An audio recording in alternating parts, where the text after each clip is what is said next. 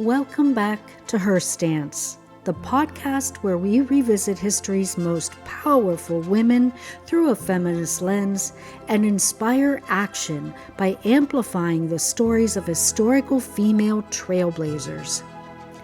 Today, we're diving into the dramatic, controversial, and deeply moving story of María Eva Duarte de Perón, better known simply as Evita.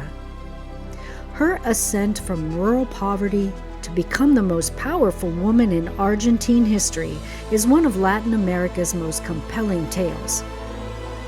She forever changed her nation's political landscape. But was she a proto-feminist icon or an iron fist cloaked in glamour? Before we answer that question, I want to take just a moment to thank you for your support. If you haven't given this podcast a rating or a thumbs up yet, please do. It really helps us to broaden our reach and bring these stories to life for more people. You can also follow HerStance on Instagram and Facebook at HerStance with Sandra. You'll find journal prompts, thought-provoking questions, and links to sign up for the monthly newsletter. Check out the show notes after our program for more information about our leading lady and some links to merch that helps promote the podcast. Okay, let's get back to Evita. Eva Peron was born in 1919 in the small town of Los Todos on the Argentine Pampas. Her beginnings were anything but privileged. She was the youngest of 5 children, and her parents were unmarried. This was the Catholic Argentina of the 1920s, and for a child born out of wedlock, the social stigma was crushing. Her family's struggles intensified after her father, Juan Duarte, died in 1926. 7-year-old Eva, her mother, and her siblings were humiliatingly forced to mourn separately from his legitimate family at the funeral. This moment of profound social rejection wasn't just a personal tragedy, it was a crucible. It instilled in Eva a deep personal understanding of what it meant to be one of the dispossessed. This experience would become the fuel for her later relentless championing of the poor. Falling behind in school, her siblings became the primary breadwinners as the family struggled both economically and socially. When Eva was just 15, she made a choice that exemplifies her sheer drive. She traveled alone to the bustling metropolis of Buenos Aires to pursue an acting career. Buenos Aires was a vibrant, sprawling city where tango was the heartbeat of the culture. She hustled, taking small radio parts and eventually performing steadily, and began getting noticed, landing minor film roles. But Eva didn't just want to act. She wanted power. By the 1940s, she was not only one of the highest paid radio actresses in the country, but she became a co-owner of a radio company, and in 1943 was one of the founders of the Argentine Radio Syndicate. She was building an independent power base, a notable achievement for any woman in that era. Her life changed dramatically when she met an up-and-coming military officer named Juan Perón. They met and married in 1945. The age difference was significant. She was 24, he was 48. Eva didn't just marry a politician. She actively immersed herself in the game. She quickly leveraged her position and influence to place loyal friends in key government positions, learning the intricacies of political power. Their partnership, however, faced its greatest test in October 1945, when military opponents forced Juan Perón to resign and placed him under house arrest. Eva was immediately fired from her studio job. It looked like her world and Juan's career was over. But Eva Peron refused to accept defeat. Instead, she helped orchestrate what is now known as the Monster Working Class Demonstration of October 17, 1945. That massive rally, a surge of workers demanding Juan Perón's release, became known as Loyalty Day. It resulted in his freedom and propelled him along the road to the presidency in 1946. Eva's role in this comeback was a game changer. She was now a recognized, powerful political force in her own right, adored by the working class. During the campaign, Eva won the complete adulation of the masses, whom she affectionately addressed as los descomisados, the shirtless ones. Originally a term of scorn used by the elite, it was soon worn with pride by the workers and poor who supported Perón. This is where the political ideology of Peronism comes into play, a system that, in its essence, was heavily influenced by Marxist ideas. Now, for a quick primer, in simple terms, Marxism, as developed by Karl Marx and Friedrich Engels in the 1800s, posits that a capitalist society is broken into two classes: the proletariat, the workers, and the bourgeoisie, the owners. The theory argues that the owners exploit the workers and that eventually the workers will rise up to create a classless society. Peronism, while not a true Marxist state like communism or socialism, drew on this core idea. It celebrated the worker, striving to lift up the lower classes and detract from the old ruling elite. Eva, with her illegitimate and poor background, was the ultimate embodiment of this idea. She was their bridge to power. Juan Perón won the election, and Eva, the second wife of the president, became a powerful, though unofficial, political leader, revered by the lower economic classes. She was a dynamo. She acted as the de facto Minister of Health and Labor, awarding generous wage increases to unions, securing their crucial political support for her husband.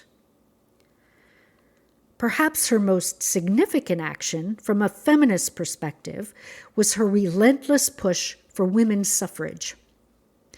Largely responsible for its passage, she didn't stop there.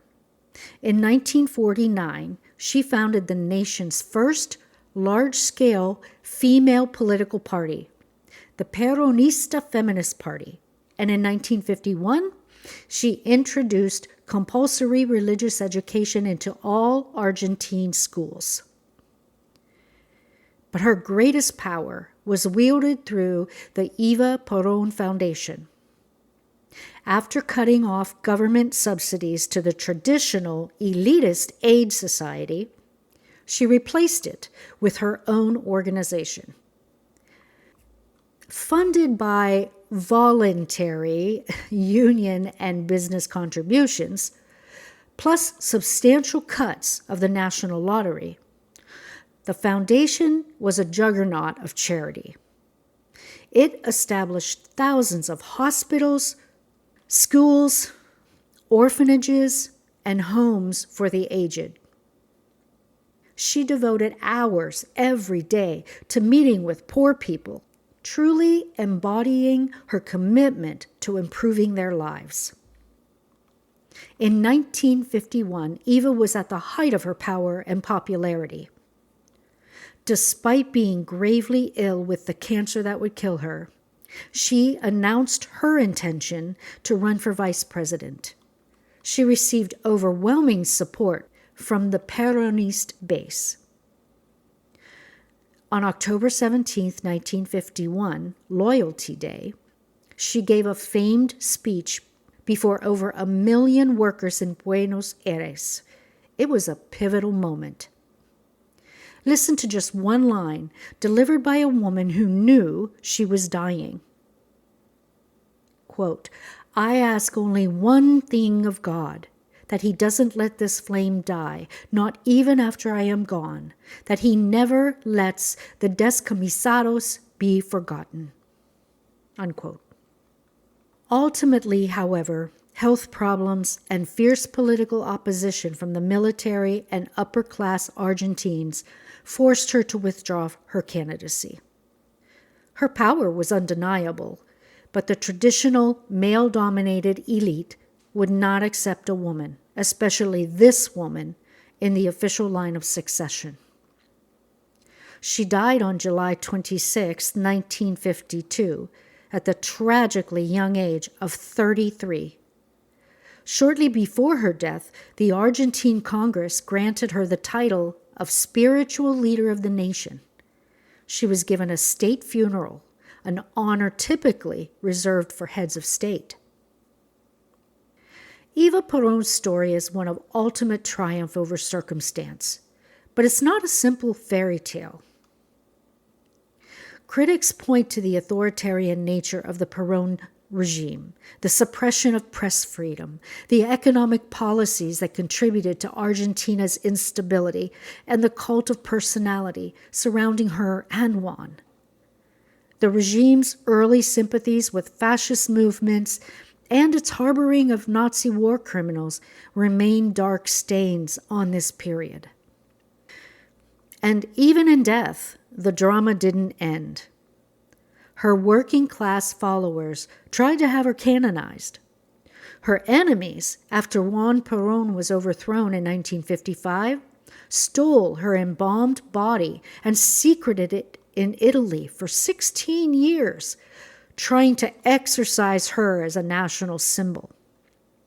Her remains were moved multiple times, finally being interred in the Duarte family crypt in Recoleta Cemetery in Buenos Aires, a chilling testament to her enduring, controversial influence. So back to our core question. Was Eva Peron a feminist force? What cannot be disputed is her extraordinary trajectory from illegitimate child to global icon. She harnessed the power of her gender, her sexuality, and her unique position to become a powerful political actor in a world dominated by men. She championed the working class, gave women the vote, and proved that a woman could not only be powerful, but could essentially run the most crucial ministries of a nation. She wanted to be remembered as the bridge of love between the people and Perón. But she became something much more complex, a symbol of both the radical possibilities and the inherent dangers of populist politics. Her legacy continues to shape Argentine political discourse more than 70 years after her death. Whether you view her as a saint, a ruthless political operator, or a bit of both, Eva Peron proved that a woman from the very bottom could seize power and forever alter the course of history.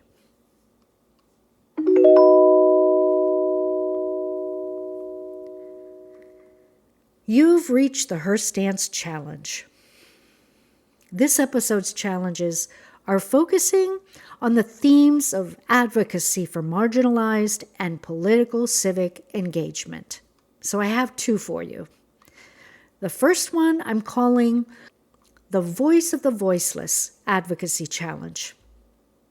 This challenge is inspired by Evita's work with the Fundación Eva Peron, which provided direct aid and elevated the status of the descomisados, the shirtless ones, or marginalized working class. The challenge is to identify one local group or individual experiencing marginalization and dedicate 1 hour a week for a month to amplifying their voice or supporting their direct needs. Need some ideas? Find a local organization supporting low-income families by volunteering at a food bank or a clothing drive. How about underserved women or children by tutoring or mentoring? Or how about the unhoused by gathering and distributing essential supplies?